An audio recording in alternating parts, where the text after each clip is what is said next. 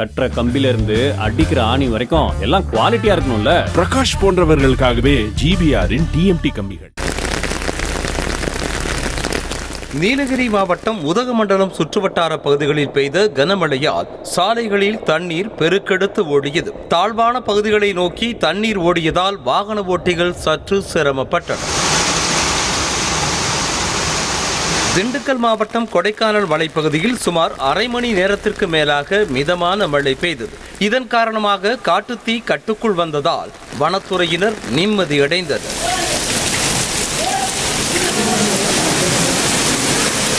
கோவை மாவட்டம் மேட்டுப்பாளையம், அன்னூர், தொண்டாமுத்தூர் உள்ளிட்ட பல்வேறு பகுதிகளில் இடியுடன் கூடிய மழை பெய்தது. கோடை வெயில் சுட்டரித்து வந்த நிலையில் திடீரென மழை பெய்ததால் பூமி குளிர மக்களும் மகிழ்ச்சி அடைந்தனர். சேலம் மாவட்டம் ஏற்காட்டில் மதியம் 2 மணியளவில் தொடங்கிய மிதமான மழை சுமார் 2 மணி நேரம் நீடித்தது. மழையில் நனைந்தபடியே பூங்காக்களை சுற்றி பார்த்து சுற்றுலா பயணிகள் பொழுதை கழித்தனர். ஈரோடு மாவட்டம் சத்தியமங்கலம் சுற்றுவட்டார பகுதிகளில் மதியம் முதலே வானம் மேகமூட்டத்துடன் காணப்பட்ட நிலையில் மாலை நேரத்தில் சாரல் மழையாக தொடங்கி பின்னர் வெளுத்து வாங்கியது. இதனால் விவசாயிகளும் பொதுமக்களும் மகிழ்ச்சி அடைந்தனர். திருப்பத்தூர் மாவட்டம் வாணியம்பாடி, ஆம்பூர் சுற்றுவட்டார பகுதிகளில் பலத்த காற்றுடன் கூடிய கோடை மழை பெய்தது. இதனால் வெப்பம் தணிந்து குளிர்ச்சியான சூழல் நிலவியதால் பொதுமக்களும் விவசாயிகளும் மகிழ்ச்சி அடைந்தனர்.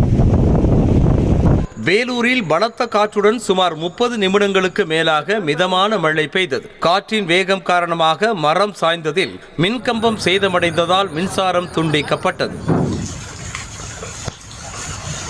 ஈரோடு மாவட்டம் பர்கூர் மலைப்பகுதியில் மாலை நேரத்தில் பெய்த மழையால் வெப்பம் தணிந்து குளிர்ச்சியான சூழல் நிலவியதால் மக்கள் மகிழ்ச்சி அடைந்தனர்.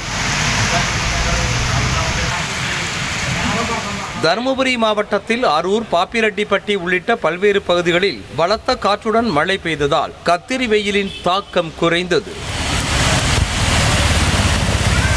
நீலகிரி மாவட்டம் குன்னூர் பகுதியில் பெய்த கனமழையால் டால்பின் நோஸ் செல்லும் சாலையில் மரம் விழுந்ததில் 2 சுற்றுலா வாகனங்கள் சேதமடைந்தன. இதன் காரணமாக சுமார் 1 மணி நேரம் போக்குவரத்து பாதிக்கப்பட்டது. செங்கல்ல இருந்து சுண்ணாம்பு வரைக்கும் கஸ்டமருக்கு நாம தானே கேரண்டி. கான்ட்ராக்டர் குமார் மாதிரி ஆளுங்களுக்கு தான் ஜிபிஆரின் டிஎம்டி கம்பிகள். செய்திகளை உடனுக்குடனும் துல்லியமாகவும் தெரிந்து கொள்ள சப்ஸ்கிரைப் பண்ணுங்க.